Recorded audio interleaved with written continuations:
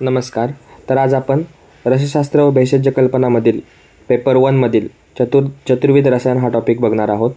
मागच्या व्हिडिओमध्ये आपण चतुर्विध रसायन व खरेले रसायन हे पाहिले होते. या व्हिडिओमध्ये आपण परपटी रसायन पाहणार आहोत. तर पारद हे शिववीर्य व गंधक हे पार्वती रज मानले आहे. शुद्ध पारद व शुद्ध गंधक मिसळून आपण कज्जली तयार करतो. ग्रहणी विकारात परपटी कल्पनेचा उपयोग आहे. परपटी कल्पना म्हणजे काय, तर तयार होणाऱ्या औषधाचे स्वरूप हे पातळ पापडासारखे असल्याने यास परपटी असे म्हणतात. त्याची उत्पत्ती परपट म्हणजे पापड, परपटी म्हणजे पापडी व परपटिका म्हणजे कल्प तयार करताना लोखंडी पळीस आजूबाजूस लागलेले औषध सुकल्यानंतर पातळ पापुद्रा होय. मागील 3 म्हणजे परपट, परपटी व परपटिका हे तिन्ही उत्तरोत्तर लघु होत जातात. आता आवश्यक उपकरणे बघूया. म्हणजेच परपटी कल्पना बनवण्यासाठी लागणारे उपकरणे: पत्र किंवा पान, केळीचे पान किंवा कुडा किंवा कमळ, रुई, नागवेल किंवा एरंडाचे पान. स्विन्नपट, पाण्यात उकळून खळविरहित व थंड पाण्यात भिजवलेले वस्त्र घ्यावे.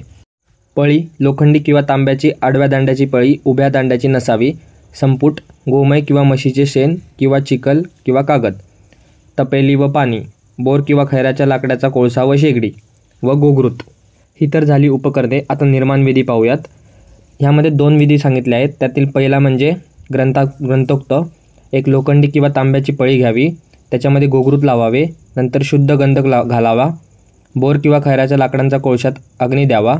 मंद अग्नीवर पळी धरावी. ते गंधक वितळल्यानंतर त्यात शुद्ध पारा टाकावा.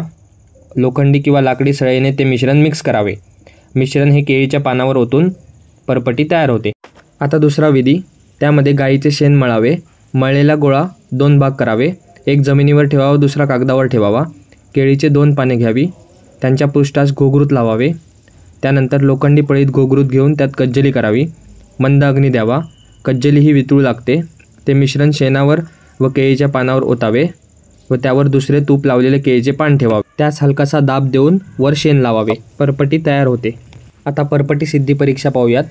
केळीच्या पानावरील परपटी ही पातळ व सपाट असते. त्यावर केळीच्या पानाच्या रेषा असतात. परपटी तोडली असता ती कट असा आवाज करून तुटते. तुटलेला भाग चकचकीत असतो.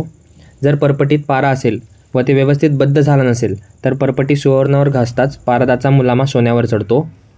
रसपरपटी तव्यावर खूप तापवली असता ती निःशेष होते.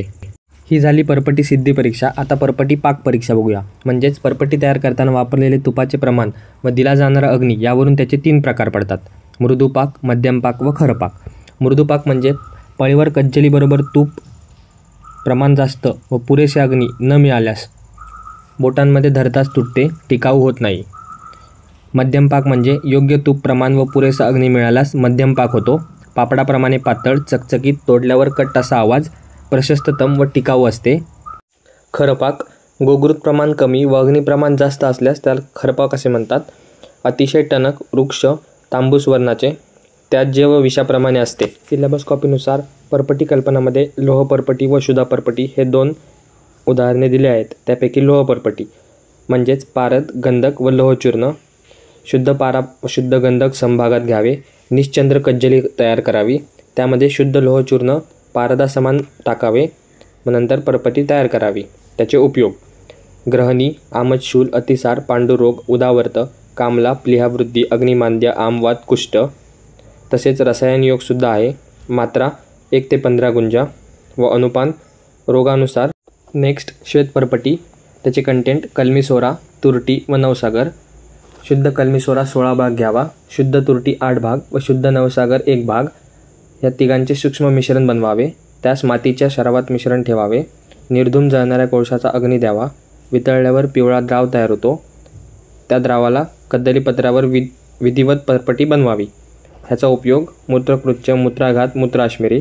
मात्रा 5 ते 10 रत्ती व अनुपान नारिकेल जल किंवा शीतजल. नेक्स्ट व्हिडिओमध्ये आपण राहिलेले रसायन म्हणजेच पोट्टली कल्पना व कुपिपक्व रसायन हे पाहणार आहोत. So guys, subscribe Ayurveda Essence for more such videos. You will get all handwritten notes here.